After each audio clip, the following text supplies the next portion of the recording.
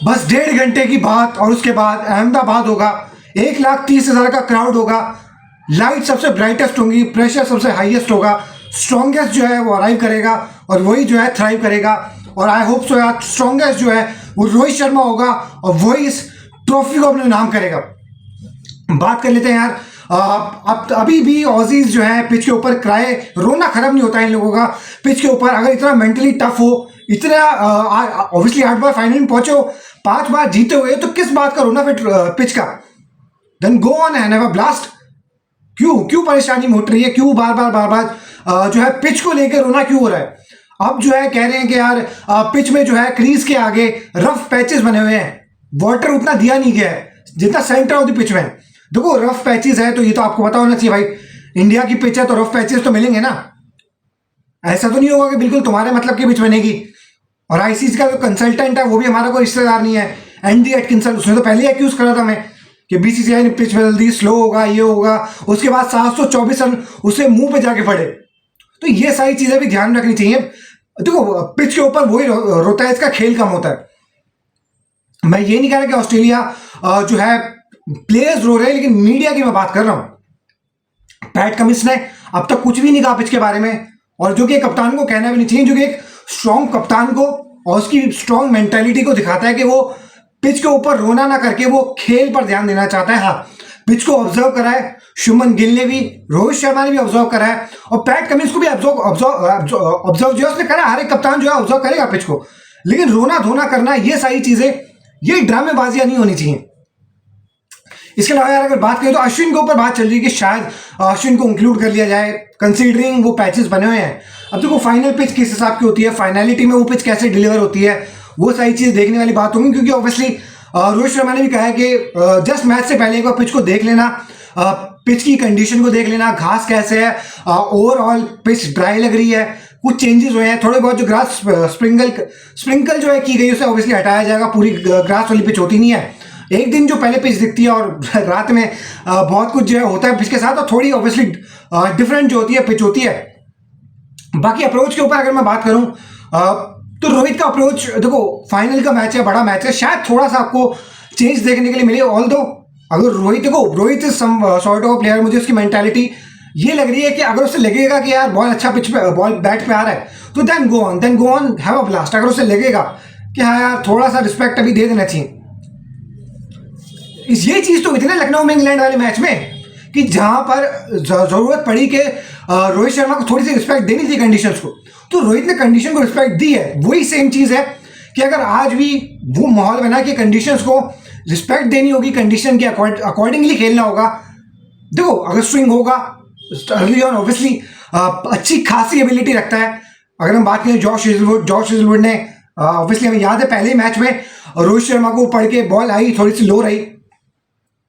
इस पिच का नेचर भी थोड़ा ऐसा रहेगा कि स्पिनर्स का बॉल जो है थोड़ा सा ग्रिप करेगा, होल्ड होगा, थोड़ा सा थ्रू द लाइन आप कंटिन्यूसली मार नहीं सकते। ये गुजरात के स्टेट क्यूरेटर ने भी कहा है 315 रन का जो टोटल होगा, उन्होंने ये कहा है कि वो वेरी मच डिफेंडेबल होगा, तो ये एक बड़ी बात है। टॉस का फैक्टर के ऊपर रोहित शर्मा ने खुद से तो यही कहा है कि यार टॉस जो है वो बहुत ज्यादा मैटर नहीं करता।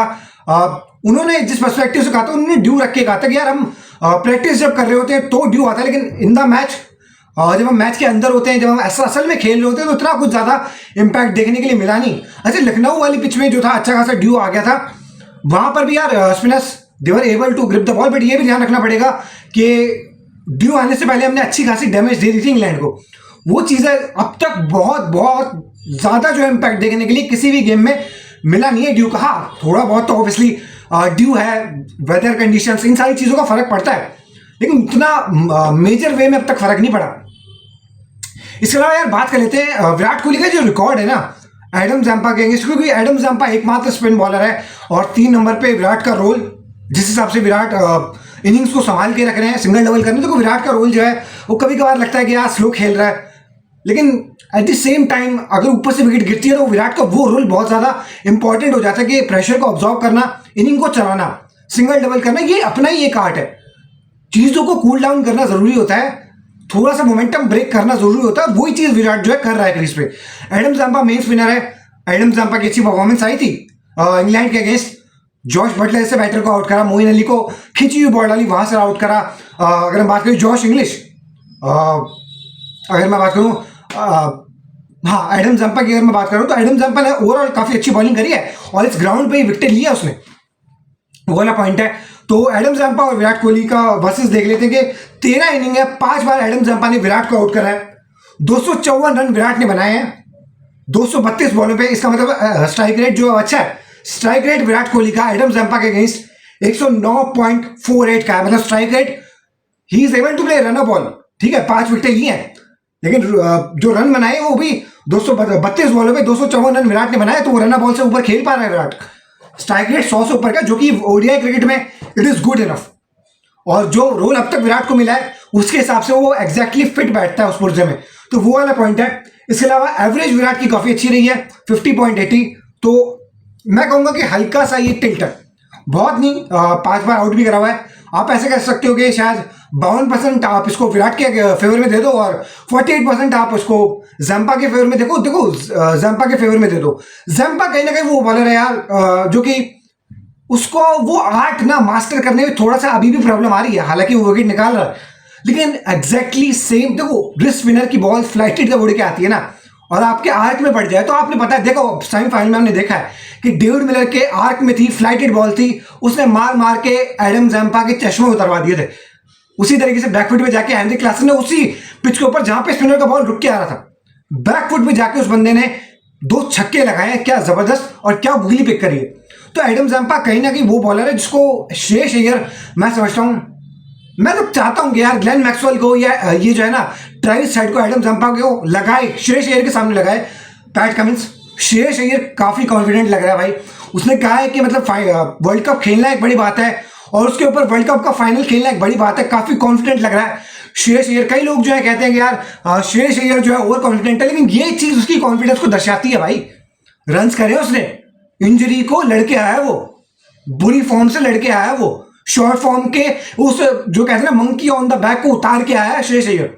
वो सारी चीजों के बाद जो है श्रेयस अय्यर अब आया है, परफॉर्मेंस आ रही है श्रेयस अय्यर के बल्ले से, अब करके दिखा रहा है श्रेयस अय्यर। और उसने कहा है कि ये बड़ी बात है 2011 का world cup as a kid north stand में बैठ के देखना, वानखेड़े के जो खुशियां थी वही सारी चीजें।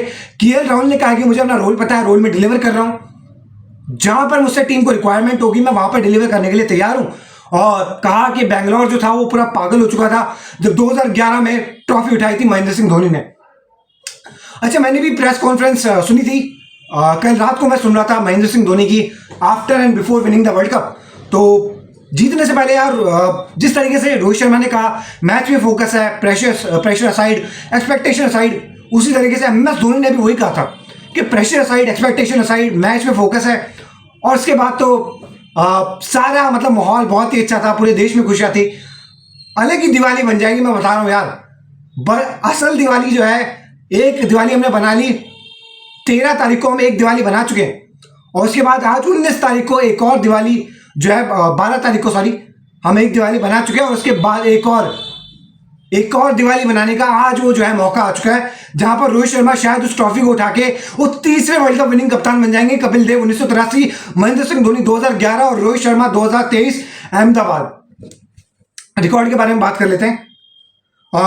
अभी नॉकआउट्स की अगर मैं बात करूं, आईसीसी नॉकआउट्स की, ओडीआई नॉकआउट्स की, तो ऑब्वियसली ऑस्ट्रेलिया का पलड़ा भारी है, 2-1 in favour of obviously Australia.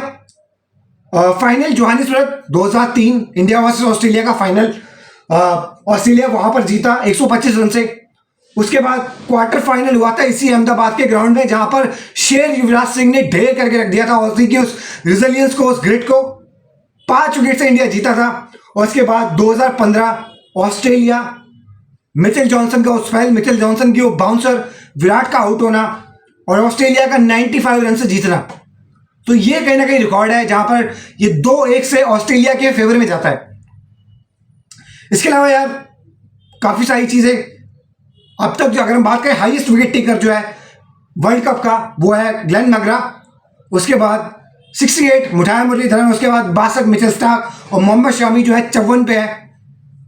तो कहीं ना कहीं इन दोनों के दिमाग में भी ये होगा कि यार विकेटें लेनी है टीम के लिए। मिचेल स्टार्क कैन बी शुरुआत में शुरुआत में जब नई बॉल होगी तो वहां पर मिथ स्टार्क डेंजरस हो सकता है, वहां पर अगर हमने उसका स्पेल निकाल लिया अटैक करके, डिपेंड करता है ना रोहित शर्मा की, अगर बल्ले पे बॉल आ रही होगी तो I am sure then he will not stop. और अगर उसे लगेगा कि हाँ यार यहाँ पे थोड़ा रुक के खेलने की जरूरत है, टोटल जो है बहुत बड़ा टोटल ना भी करें तो भी यहाँ पर हमारा चांस है, तो शायद रोहित शर्मा जो है रिस्क मॉडरेट रिस्क के साथ, देखो रिस्क तो लेना पड़ेगा।